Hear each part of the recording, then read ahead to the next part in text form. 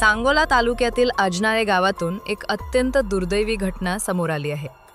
25 वर्षीय विवाहित तरुणाचा विहिरीत मृतदेह आढळून आल्याने संपूर्ण परिसरात हळहळ व्यक्त होत आहे। या घटनेमागील नेमके कारण अद्याप स्पष्ट झालेले नसून सांगोला पोलीस अधिक तपास करत आहेत। मृत तरुणाचे नाव कालिदास अण्णा इंगोले, वय 25, राहणार अजनाळे असे आहे। या प्रकरणी त्यांचे चुलते गिरीधर नाथबाबा इंगोले यांनी सांगोला पोलीस ठाण्यात खबर दिली आहे।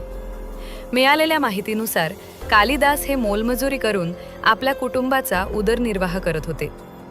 रविवारी सकाळी ते पत्नीला काहीही न सांगता घराबाहेर पडले। दरम्यान त्यांचे आईवडील आषाढी वारीनिमित्त पंढरपूर येथे खेळणी विक्रीसाठी गेले होते। सायंकाळपर्यंत ते घरी न परतल्याने कुटुंबियांनी त्यांचा शोध सुरू केला।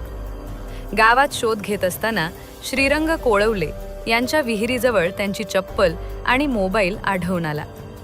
त्यानंतर ग्रामस्थांनी शोध घेतला असता ते विहिरीत आढळले।